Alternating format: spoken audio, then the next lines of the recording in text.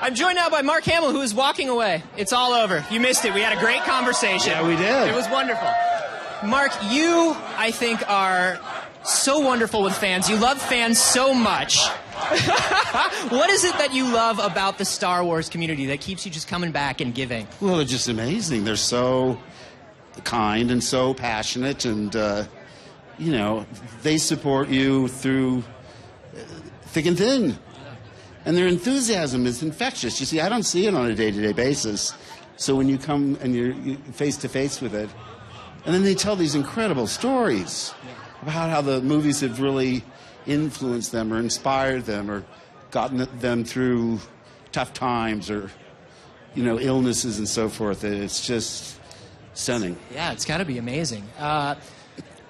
Hopefully, I mean, it's easy to assume that Luke's got a little more to do this time around in this movie. I always say I can promise you it's twice as big as my part in Force Awakens. Wow, can you even imagine? Can you even imagine a part that long, of that magnitude? I have to wonder, you know, obviously the new cast looks up to you, probably comes to you for advice as kind of their Star Wars shaman. Have you learned anything from the new kids? Of course. And by the way, no, none of them come to me for advice.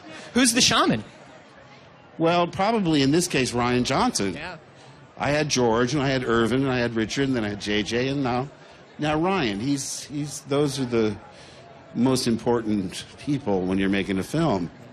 And it was different because originally I thought the movie would be popular, but it sort of just blew up around us. We were sort of the center of the hurricane. All of the younger casts knew coming in that it was going to be big. See, so, you know, they were prepared. I should ask them for advice. Yeah. Is there anything you haven't gotten to do in a Star Wars movie that you want to do? Musical number, maybe? Sing and dance? You know, I was about to say sing! Yeah? Because no, what you do is you try and answer something that's unexpected, and that's always gets a laugh. But you stole my laugh, so... No, I don't, there's nothing I want. I stepped on Mark Hamill's line. I kept him from walking off. Man. It's all good. Are we good? We're still good? Great. Of course. There is no wrong tonight. The last time you were doing this amount of press, you're getting all sorts of questions about coming back and being Luke again, what was going to be like, knowing that, you know, you did have just that final moment. What was it like working with Garrison and Harry, they would say?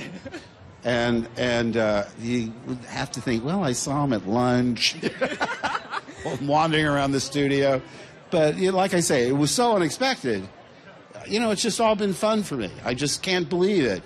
You wake up and think, what do I have to do today? Oh, I get to go make a Star Wars movie. So nuts. What's not fun about that? If you can't have fun doing a Star Wars movie, there's something seriously wrong with you. Is there anything that you want us to know going into The Last Jedi? Anything you want to tell the audience or the world about this one in comparison to the other ones? It's the longest one. But the good news is it doesn't feel long, which is really, you know, I remember seeing The Godfather the first time and being stunned at its running length because it didn't feel that long. I mean, if it's a good story and it keeps the audience engaged, it doesn't matter. I mean, a lot of the times you go, you say, if they'd cut 15 minutes out of that, it would be so tight. But in this case, I think the length is warranted.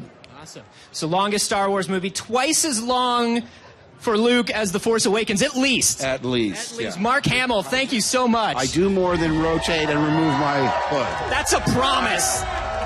Thank you.